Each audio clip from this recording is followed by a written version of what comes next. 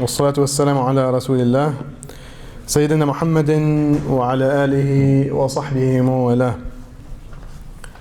So I'm going to continue inshallah again with under the same theme of discussing Islam in the 21st century. I'm going to be focusing on economics and a little bit about the social system. So I'm going to start with a story. A story that happened to me several years ago. I was in a masjid, just like this one. After praying Isha, I crossed the road to a halal grocery shop. And I wanted to buy something. Now I forgot what I was buying exactly, but there was multiple items that are similar. So I tried to understand the different pricing of each product. And then the brother was too excited to sell me something. He's like, brother, just pick one of them and I'm just gonna give you the best price. Now, me being me, I wanted to know things up front. Like what is the price of each and how do they compare? And which one is more expensive, which one is cheaper, all that kind of stuff. And the brother insisted, just Sheikh, just choose whatever you want to choose. He didn't call me Sheikh because I wasn't, he didn't know that. But he told me, brother, just choose whatever product you want and I assure you I'm going to give you the best deal out there. Now, I guess I didn't like that. So I tried to explain with all respect, that me getting into a contract of buying something without knowing the price is not Islamic. And that this would constitute a haram, a sin. Now the minute he heard the word haram about basically such an issue, the brother literally started laughing so hard. He thought I was joking. And he commented something that I will never forget. He's like, brother, haram, halal, this is in the masjid. This is about prayers. This is about, hajj. Here, we're buying and selling. So we make profit. It has nothing to do with halal and haram. So I was like, oh, subhanallah. So what do I do right now? Should I give a lecture? Should I just go? Should I just buy it so I can leave? So this, as you can see, most people do not understand that Islam is a full system for humanity. It has every single domain of life considered into it with full ahkam, detailing it. Allah subhanahu wa ta'ala says in the Quran, اليوم أكملت لكم دينكم وأتممت عليكم نعمتي ورضيت لكم الإسلام دينا. Today I've completed your religion and I completed my blessings upon you.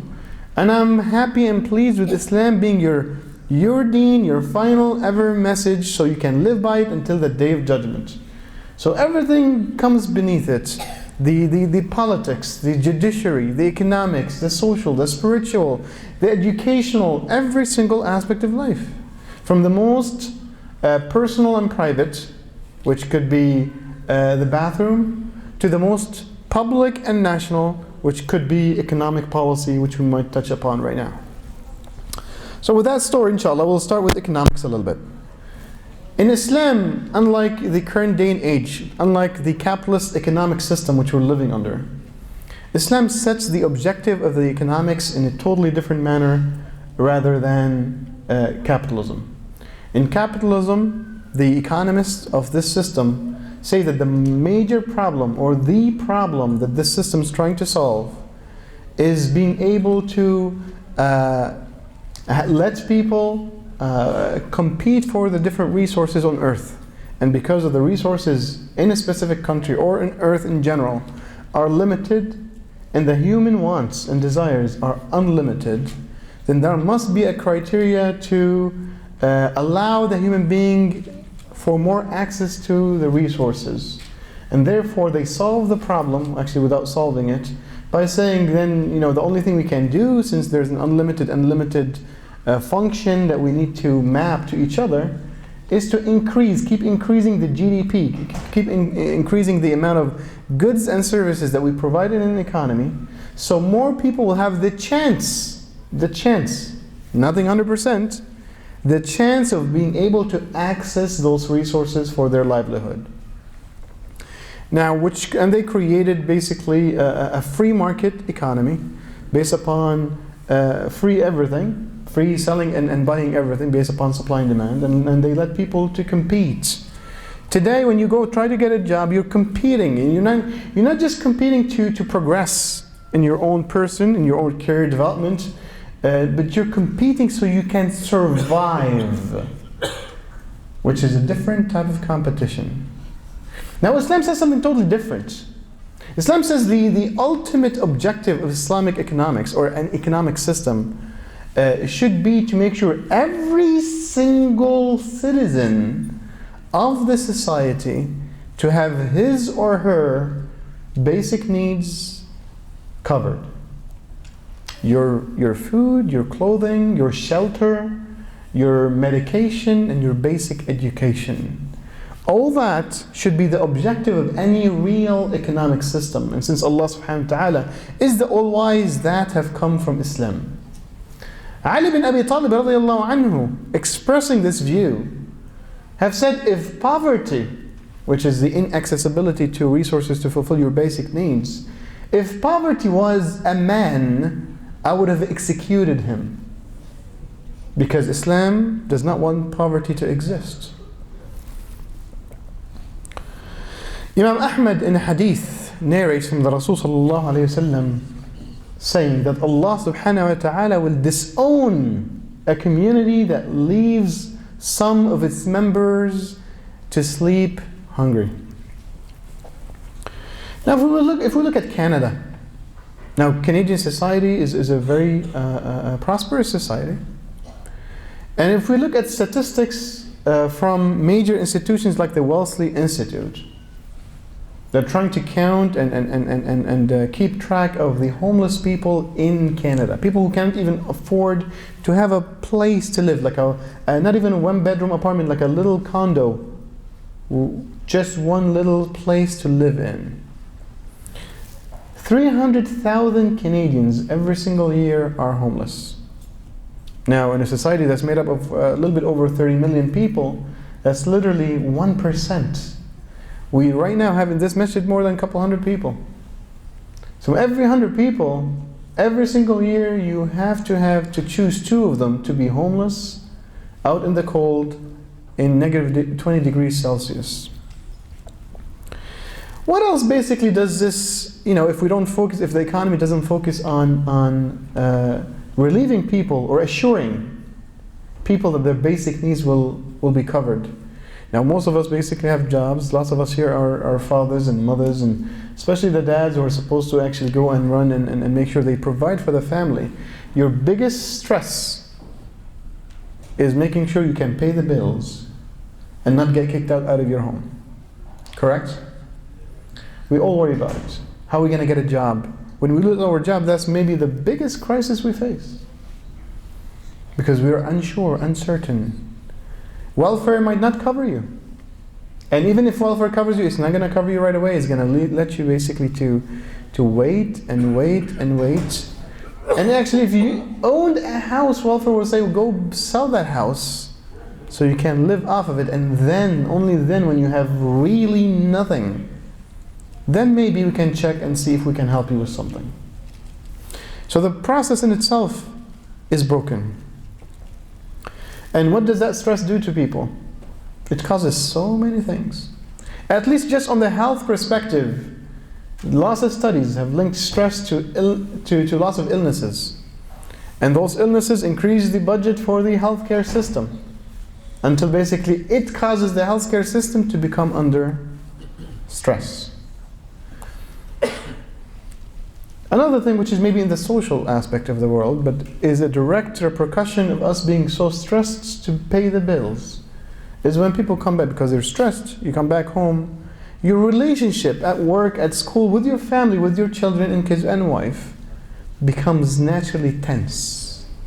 So that produces lots of other social problems, which might cause us divorce, and children being abused, and children basically seeing their mother and father fighting, and families broken. Tons and tons and tons of things, just because the economy's objective is not to make sure it's making people rest assured that their basic needs, which should be the right of every human being, is sustained. Now, what leads to poverty? What leads to basically people being poor and scared to not being able to even pay next month's rent? Many issues. I'm just going to try to discuss a few of them because we are limited in time. Now riba, everybody knows riba is haram. But let's study the effect of riba in society. And I'm going to study the effect of riba in two different ways. Number one is it being the enabler of the current banking system, which is based upon loans and creation of debt. Now the whole economy today is a debt-based economy. If you want to buy a house, they tell you go get a loan. If you want to open a business, they tell you go get a loan. If you want to buy a car, they tell you go get a loan. If you want to do anything, go get a loan. Now in Islam, taking loans, and especially loans that you cannot pay and you're sure that you can pay in the near future, is not very recommended. Actually, some scholars might even say it's makruh. And you know, for the person who actually dies with debt, what happens to him? The Rasul ﷺ refused to pray janazah on people who have debt until their debt has been paid, which gives you a signal that debt is not something that's recommended. Now what does that do? What happens in a debt-based economy where the riba, which is the interest rate really here in this system, is when I say it's the enabler, people give loans sometimes because they're good-hearted. They want to get some good deeds if they're Muslim, but even basically in non-Islamic society, talking about human beings as just pure human beings, some of us might be too nice and too good, we can give loans. But for the whole system to be based upon debt, you have to have a motivator, a driver. That driver is the interest rate, because when you make lending money a way to profit out of your money, it becomes the most and beautiful idea for every rich person. Because your money on its own is generating for you income and you have to do nothing. And since we're all lazy by nature, this is perfect. But for those who have the money to lend it and make income out of it. So what happens when people continue borrowing and borrowing and borrowing? Now I'm talking about basically those who do not have the money. When they basically they submit to this concept of taking money for their livelihood, what happens? Everybody's getting money, and the banking system, which is based upon a fraction reserve basis, keeps loaning money even if it doesn't have it. So more people get money, and more people get money, and more people get money, and more people get in debt, and more people get in debt, until there's a break point.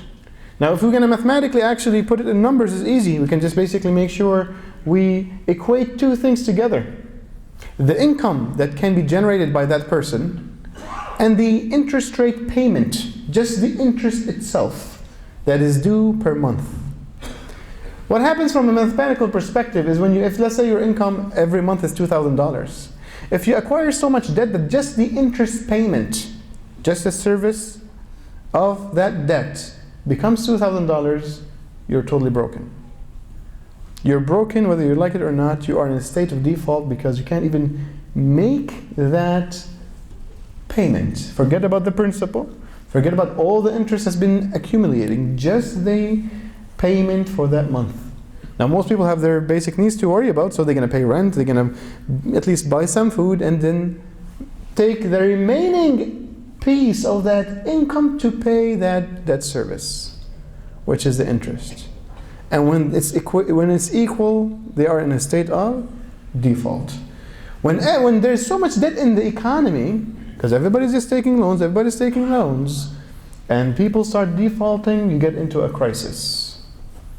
Now any debt-based economy will go into such a crisis because it's mathematically infeasible, it's unsustainable to just continue lending people money, especially ones that you're just creating out of thin air, which is a totally different lecture.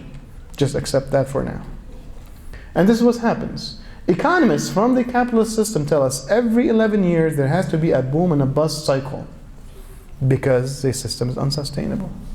What ends happening is people getting broke because they can't even make the interest payments. And those payments have been going to the rich who loaned the money in the first place.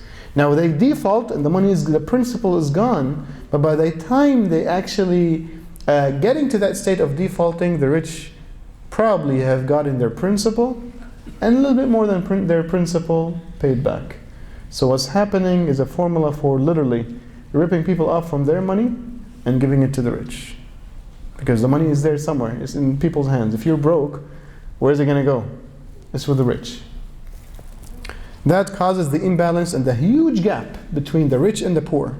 Today in Canada, there was a report that just came by Oxfam, which says that we're not talking about percents, we're just two individuals, there's two people right here, yourself and yourself, the two richest individuals in Canada, they own as much as 30% of the country. 44 billion Canadian dollars. Let's go to the second thing, the second piece of effect about riba. Riba, another major effect that people don't know about, is that it breaks or deprives small businesses from emerging. How? Let's say you're a business entrepreneur. You have a great idea. And that idea was going to make you some money. And you think that the investment, if you invest into it, the profit margin will be, for example, let's say 7%. It's a good project. You're making 7% out of the money that you're going to put into this on a regular basis, on a yearly basis. What happens if you go to the bank and get a loan? There's an interest now, a cost for that money that you're utilizing. Now, instead of you saying, listen, all what I need to do is make sure I get the 7% and making sure that basically I break even and make some money out of that, you have to take out that interest rate first and then keep whatever left for yourself. Now, whatever you keep for yourself, you need to make sure it breaks even at least. And most projects basically after taking the interest rate for those small businesses will not be sustainable. So many good ideas that many people can actually live off of to create an economy that has lots and lots of small businesses, which is actually the dream of a capitalist, having lots of businesses in a free, competitive market, will be destroyed. So how does Islam solve this? Well, if Islam says first that riba is haram. So debt-based economy will not happen. People will not loan you $100,000 just because you can go do business. Or most people will not loan you $100,000 just because they like you. Some people have the taqwa to lend people, but most people might not have that to lend that big sums of money. So what does Islam do? Islam says, if you're going to take a loan to start a business, there's a different way of doing it. There's 3 factors for starting a business. Number 1 is having an entrepreneur, a person who wants to actually, has the ability and the agility and the ideas of how to run a business. Number 2, you need the technical know-how. You need certain labor with experience that can actually come and execute the plan of the entrepreneur. Number 3, you need the investor who has the capital. So Islam says, what we need to do is actually mating the investor with the entrepreneur, so the idea can actually, so the business can actually get executed. Now, the first argument from a capitalist about riba being very important is 2 things. One which we're discussing right now, which is the efficient mechanism that provides for investment to happen in society in a very autonomous and quick way, where people who have money put it in the bank, and the bank basically will just loan it to people for an interest rate that would go back to the lender for that entrepreneur. Easy. It is easy, it is efficient, but not everything that's efficient and easy is halal. Zina is very easy, marriage is not. But zina is haram and marriage is not, and marriage is halal. The second thing that they will talk about, basically, it allows a mechanism for monetary policy. Advanced topic, we're not going to talk about it today. Maybe a different lecture, inshallah. Now, my answer to these guys that come and say, well, if you don't have a riba-based system, investment would be very slow and inefficient. Well, the answer to that is actually, this is incorrect. It is efficient here because there's processes and underlying institutions to facilitate this transfer of money from those who have the savings to those who want to have an investment and build a business. What Islam says is we should have infrastructure and institutions which would be run by the state, by the government, by the Islamic government, to allow the meeting of investors with entrepreneurs, and having a middle layer which could be something called an investment center with professionals to search for the adequate partners of money and ideas. And then people will meet, and instead of basically having an interest rate which is haram, the investor will go into the same risk as the entrepreneur. If the business succeeds, he will get a share of the profit which they can agree upon, and if it loses, then the loss is upon the capital. Different story, but that will encourage lots of small businesses, because people at the end of the day, they have their savings. Where are they going to go with it? Aside from hoarding being haram, there's so many topics, I only have very short time. Hoarding is haram, and people want to do something with their money to grow it, otherwise it's just going to get wasted. So they will have to actually go to that investment center to find that partner which they can build small businesses, and many small businesses in the economy would be created to make a beautifully competitive market that would serve every single piece of the economy.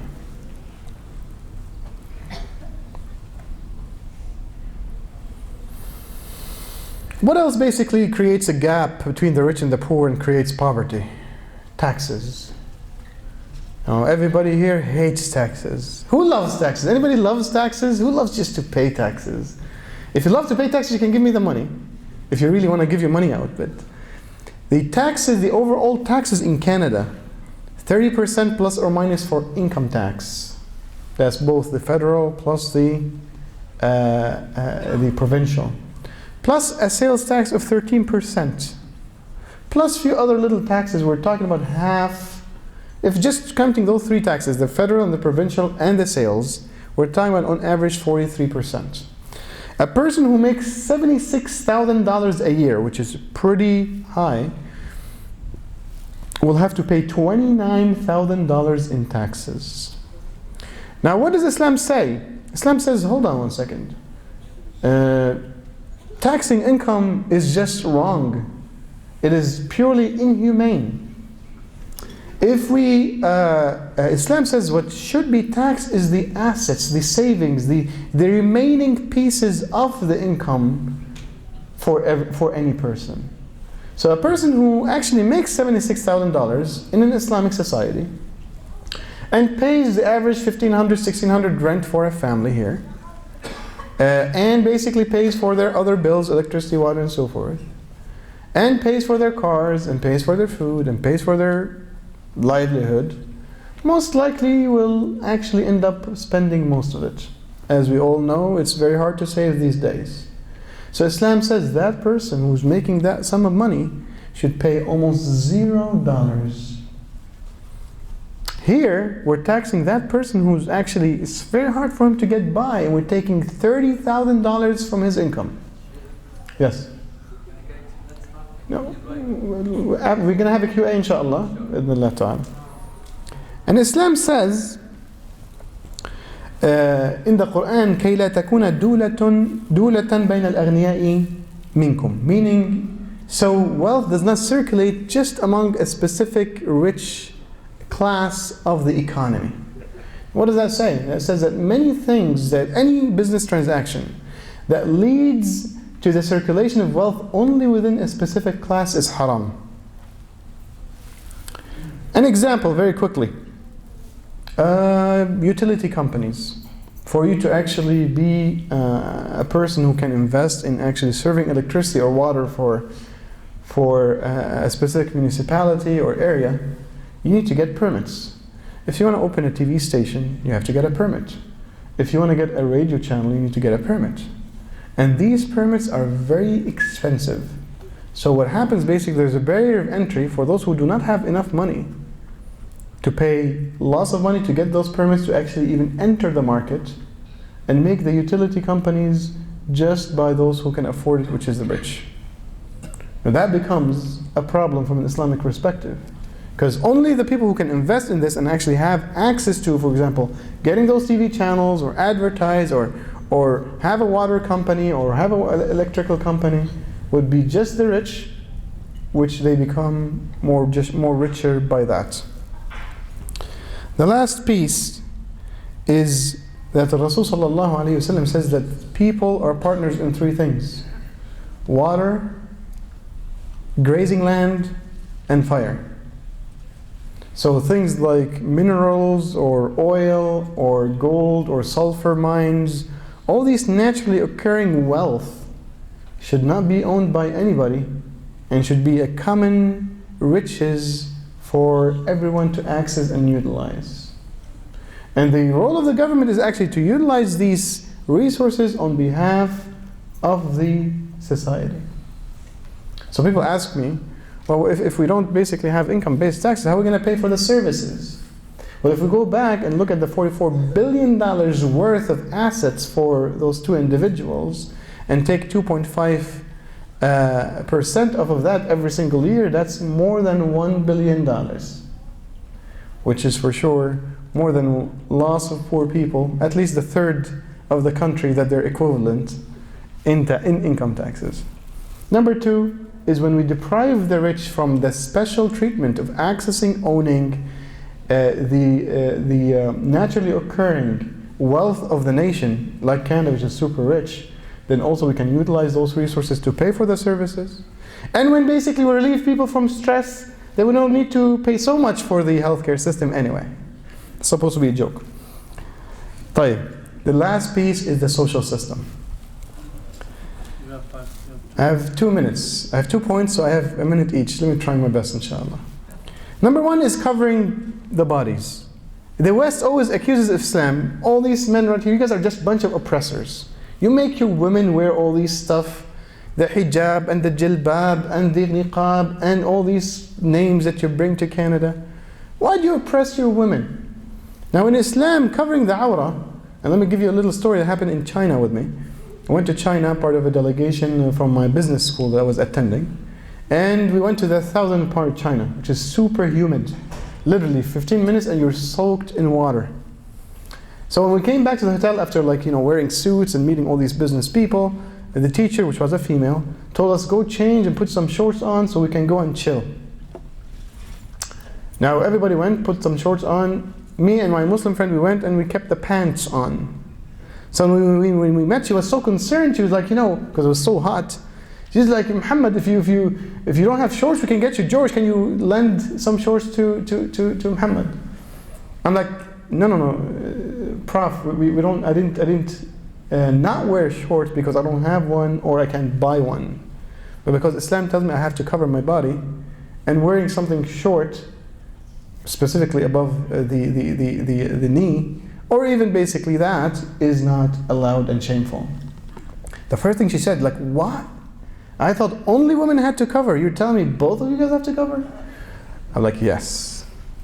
And this is what society don't get. That both men and women have to cover their bodies because there's awrah for men and there's awrah for women. The only difference is that the awrah itself, because the difference from a physiological perspective is different. So what you have to cover might be different, but both have to cover. Now what does that do? I have to talk about a few things, so you allow me.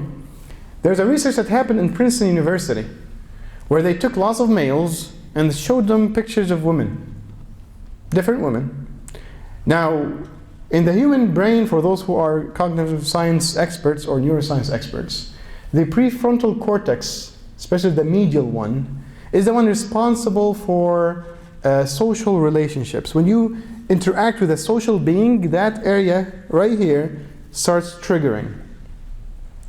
So when they showed men two different types of women, one that's covered and very modest, and one that's, let's say, just regular for the sake of the argument, the social area of the brain of all these different males that were randomized to make sure that there's no specific type that we're falling into a bias in statistically. So the majority of them, when they saw a properly, modestly dressed woman, this area fired because there's a human being in front of you, which is natural. Actually, if you see a cat, this basically place fires because there's a social, thing around you. When they showed them regularly dressed women, just quote unquote regularly. That area didn't even fire. It's like there's nothing there that is social. Actually, the place in the brain that triggered was the mechanic tools type of area. Because all what they saw was an object of pleasure. There's no social being.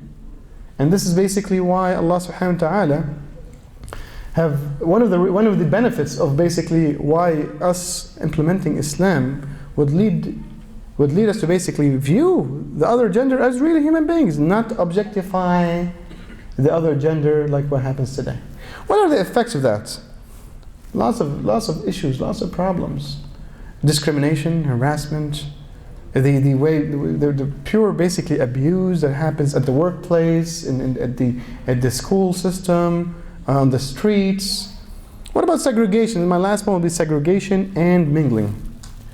There's a study here that basically I'm just going to quote. It says male students attending co-educational schools with single-sex classes perform worse than boys in the mixed gender classes. But while those who are assigned to single-sex schools outperform all the other boys. Now that's basically very, very natural, because the attention now goes away from looking at the objects of entertainment to focusing on the task at hand, whether it's studying, working, being productive at the workplace, outperforming in your academics in the school.